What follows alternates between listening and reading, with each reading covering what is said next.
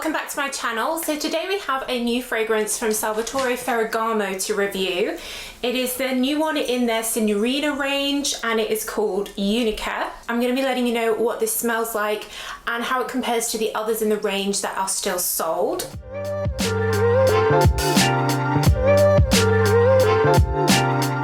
If you are new here, then hello, welcome. I'm all about perfumes. I have hundreds of videos going through new releases, whole ranges. I have videos on the other Salvatore Ferragamo perfumes, so do check out my other content. And if you're a regular viewer, do make sure you're subscribed and give the video a thumbs up. That really helps me. And I'll put the links down in the description box to where you can get all the perfumes I talk about in this video. Even this new one, I found it discounted. You can often get the Ferragamo perfumes discounted, so I'll leave the links below where you can get them all around the world. So the Signorina fragrances from Ferragamo all come in these super cute bottles. I was first introduced to them about, well, it's over 10 years ago now, when I worked in an independent fragrance shop, and I had never seen them before, and I was immediately attracted to these cute bows. I just think they're such pretty bottles, like nice for gifting, very feminine. And the original perfume came out in 2011 and it's simply called Signorina. Is a super feminine, sweet rose.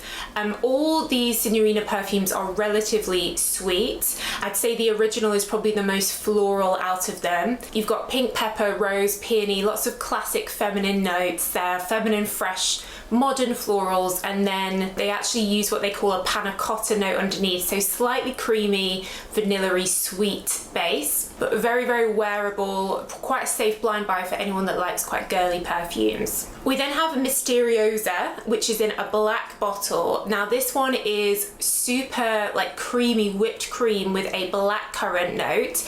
There aren't a lot of perfumes with blackcurrant. You get blackberry, but blackcurrant is a little bit more unusual. And this one's probably the warmest in the range, the most sort of wintry, but it still has that sweet blackcurrant fruity note. But the whipped cream note here really is very like cozy. There was then a bunch of other versions which looked to be discontinued, and then more recently in 2019 we got Signorina Libera or Rebel. This one is a bit of a lighter sweet fragrance. We've got an ice cream note in here, so again that sweet creamy base. There's also some coconut and a frangipani note, both of which are relatively tropical notes, so there does have a little bit of a tropical vibe, but it's quite sweet, again very feminine. Up till then all the Signorina perfumes were created by Soki London, who works at Firmenich, a company that hire to create their perfumes. I do have a whole range of videos on different perfumers, so do check them out if you want to know how that all works. But then more recently, 2023, we got Signorina Libera, and this is a new perfumer, Jerome Epinette.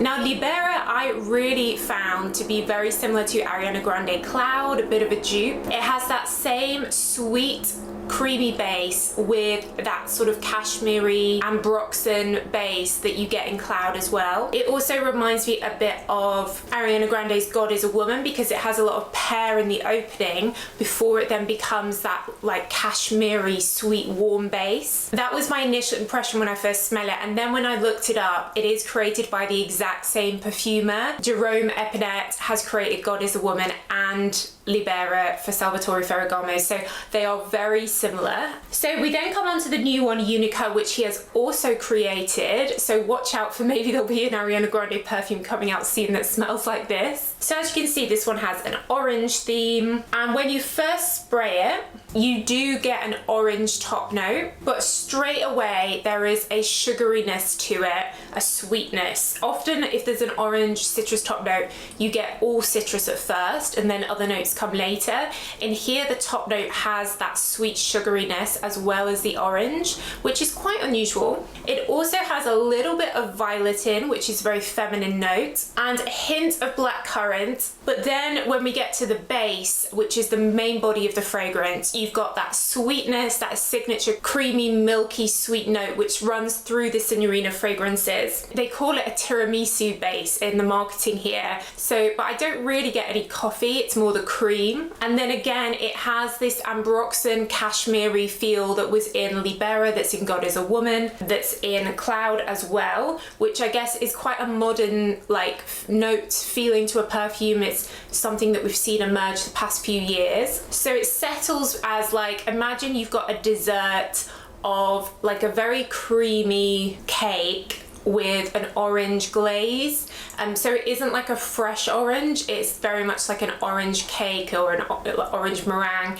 If you liked the Acro Bake or Dolce & Gabbana Devotion, which is a lemony, sweet, sugary dessert fragrance, this is kind of like the orange equivalent. Definitely a gourmand, like tasty, sweet fragrance, but it does have a bit of that cashmere, like creamy skin and ambroxan underneath. This is the 50ml size, which comes in an orange box as well. It retails for $78, but like I said, I've already found it discounted. So I'll leave the links down below to where you can get this at different prices. There is 100ml and there's a 30ml as well. In terms of projection, I found that this is more, I'd say medium. It's not something that you can really smell on yourself. I guess with it being released in the summer, it's made for summer, so it's not meant to be super strong. I would say this is for someone that wants something sweet and creamy but not too heavy, something they can wear in the summer. I wouldn't say this was heavy enough to be like a winter perfume, and it lasted a few hours on the skin. It is an eau de parfum, but I don't think it's particularly heavily concentrated. Brands don't publish the percentage of fragrance oil that's in a perfume, so an eau de parfum could be anything from 10% upwards. So this definitely does feel like this theme that we've seen the past few years of these like meringue baked good citrus fragrances.